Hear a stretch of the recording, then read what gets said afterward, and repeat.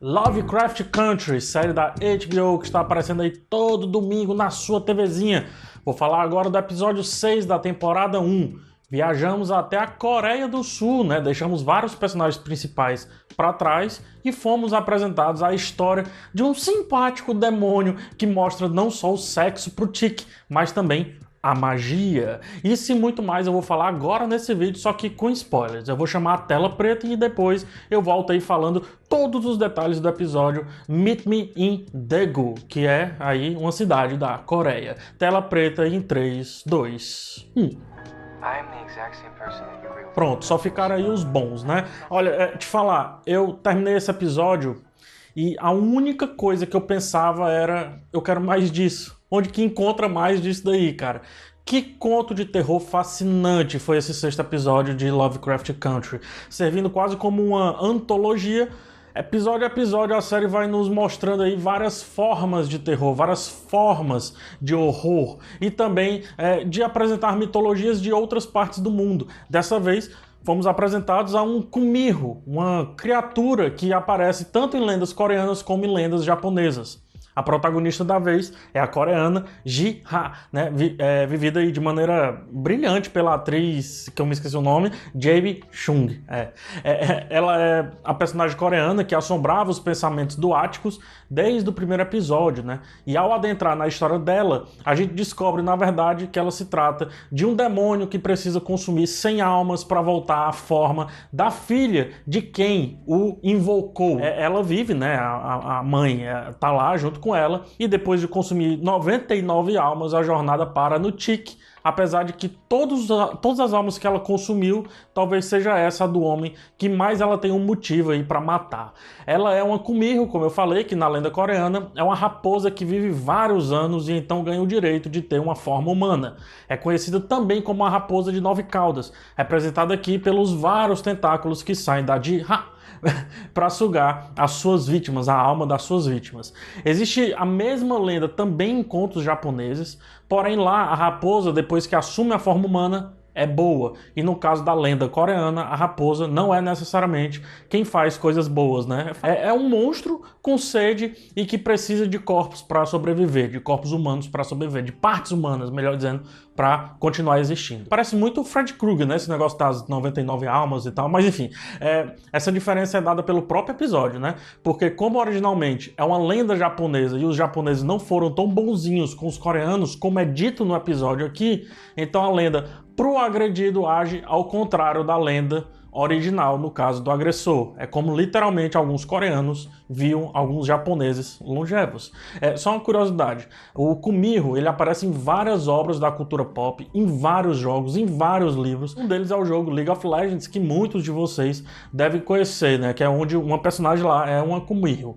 O que eu gosto aqui é como uma lenda do mundo real, digamos assim, é colocada em cenário extremamente sobrenatural, como são as lendas do Lovecraft. O terror cósmico do autor parece cada vez mais com lendas urbanas, mostrando que muitas vezes o fantástico tem origem em outro ponto de vista igualmente fantástico. Só que, na realidade, não entendeu? Te explico. É como se o Saci Pererê tivesse a sua versão cósmica e então, tantos anos depois, alguém fizesse uma série ou um livro falando sobre o Saci Pererê e mostrando que nem tudo vem de fora, que na verdade que nem tudo vem do sobrenatural, pode vir de uma ideia, de uma lenda super popular, só que em outra cultura. Como alguns episódios aprendemos sobre a nativa de 2 espíritos, como aprendemos também como os negros eram tratados, e agora a gente aprende como o que é uma kumiho, né? A gente vai episódio a episódio aí aprendendo novas coisas de culturas diferentes.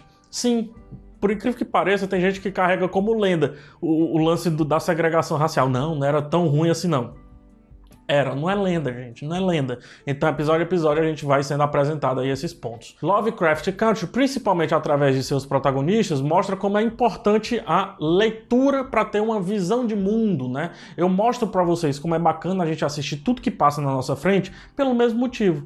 E a série fecha esse ciclo nos mostrando aí novos assuntos que podemos pesquisar, conhecer e trazer para o nosso dia a dia, para o nosso conhecimento de ser humano comum e tudo mais. Que não vive com essas lendas, esse negócio todo, né? Basicamente, o episódio ele debate humanidade. A pergunta é, o que nos torna humanos e o que nos torna monstros? Tem uma frase dita nesse episódio que é perfeita para mostrar o posicionamento da escritora, né, a roteirista Misha Green, em relação a esse questionamento. É dito que nós dois fizemos coisas monstruosas, mas isso não faz da gente monstros. A partir disso, há muito o que ser falado, e aí eu vou começar agora.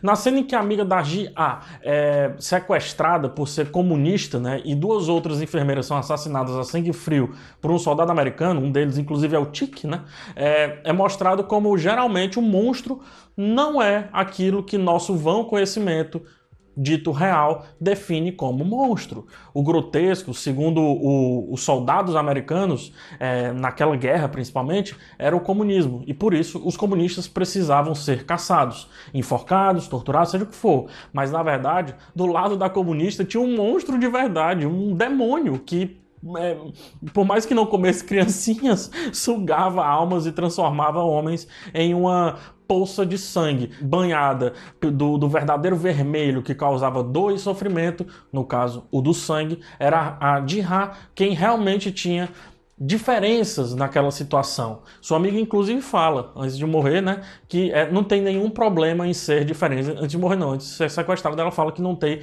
nenhum problema em ser diferente, né, que tem que se aceitar e tudo mais. Só para deixar claro, eu não tô dizendo que um lado ou outro são santos, tá? Nada disso. E longe disso. Não interpretem errado. Porém, eu tô dizendo que não vimos a amiga da Ji-Ah fazer nenhuma ação plenamente errada para ser torturada como ela foi. Pode ter feito, mas nós não vimos.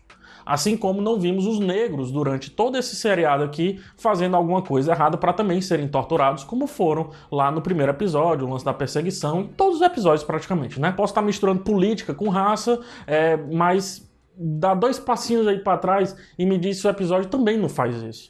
Raça é usada para definir monstruosidade aqui nessa situação, assim como o posicionamento político nesse episódio específico também foi mostrado. Perceba, o Chick ele cometeu crimes de guerra.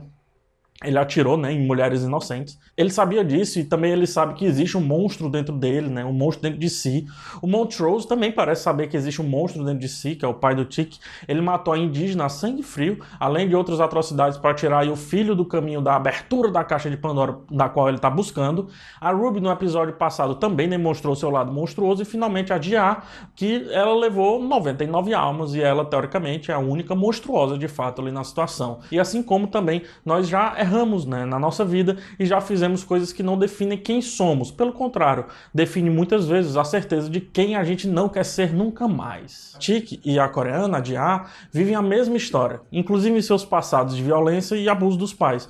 Mais ainda, ao entrarem no relacionamento, ao encontrarem uma das formas que o amor se manifesta, ela tenta esconder o monstro que a habita e ele também tenta esconder o monstro que o habita. Porém, ela aceita o monstro dele, mas ele, quando tem a oportunidade, não aceita o monstro dela. Dessa forma ele foge e fim daquela história de amor, pelo menos por ali. A Ji-Ah implora que o Chick não vá, porque ela viu a morte dele, o que deixa a gente super preocupado. Só que aí eu quero trazer uma outra perspectiva sobre esse lance da morte dele. Será que não é essa a saída para várias encruzilhadas que essa série vem apresentando, como por exemplo a Letty já demonstrou anteriormente e como a Ruby, né, também demonstrou no episódio passado? Talvez o destino do Chick tenha que, de alguma forma, se cumprir com morte. E talvez por isso o Montrose, a pedido do Uncle George, né, do tio George, o protege aí tanto dessa infeliz verdade que aquele mundo contém, como por exemplo o que o próprio Chick encontrou ali no episódio anterior, no caso a palavra morra, né, ele encontra lá no finalzinho do episódio. É como no caso do Conde de Monte Cristo, cujas aparências precisam ser ressignificadas para que as conclusões sejam obtidas, para que as soluções sejam obtidas. Mais uma vez, esse livro é usado aqui no episódio, é usado aqui na série, foi citado e também utilizado como referência para que a história avance. Ou seja, talvez Chick tenha que morrer para se revelar quem realmente ele é. Ao passo que Chick foi apresentado ao sexo pela Ji-Ah, como eu disse lá no começo, ele também foi apresentado ao mundo da magia. Me surpreende ele conseguir transar tranquilamente depois com a Letty, né? Principalmente depois do acontecido ali, o que demonstra um forte poder de adaptabilidade do personagem. Afinal, ele tanto não sucumbe a um trauma de vários tentáculos estarem penetrando os seus buracos do corpo, entenda isso como você quiser, como também parece aceitar a magia depois do primeiro encontro que teve com ela, no caso com a coreana, o seu affair coreano. Pelo pouco que ele já viveu, que a gente viu, não tem como ele viver uma história a partir daí comum, né? Daqui pra frente não tem como ele ter uma história comum. Por isso também não tem como ele deixar tudo que viu de lado, né? E então seguir. Pior ainda, não tem como a Led, como a Ruby, e acredito que logo menos a Tia Hipólita também, deixem de lado tudo isso que viveram, que estão vivendo, e simplesmente siga a vida como de boa, né? Isso aí faz uma alusão, obviamente, à luta que às vezes não dá pra fugir. Às vezes você sabe uma verdade sobre uma realidade e você não consegue fugir à luta. Não tô falando do nosso hino, não. Eu tô falando num panorama geral mesmo. O Tiki, ele não conseguiu matar a Cristina alguns episódios atrás, porque a magia o dominou. Só que o Tiki conseguiu matar friamente uma coreana inocente, também porque outra magia o dominou, uma magia mais real, inclusive a manipulação do governo em cima dos militares, etc, né? Por outro lado, ao ver a verdade, ele fugiu. E aí a pergunta que eu deixo é: e se víssemos a verdade de tudo que estamos inseridos? Nós iríamos fugir ou nós iríamos enfrentar? Por hoje é só. A gente se vê próxima semana, né, na resenha, na segunda-feira, na resenha de Lovecraft Country. Até lá, eu espero que todos fiquem bem, que não encontrem com nenhum demônio de tentáculos peludos por aí. Um forte abraço em todos, até a próxima oportunidade e tchau.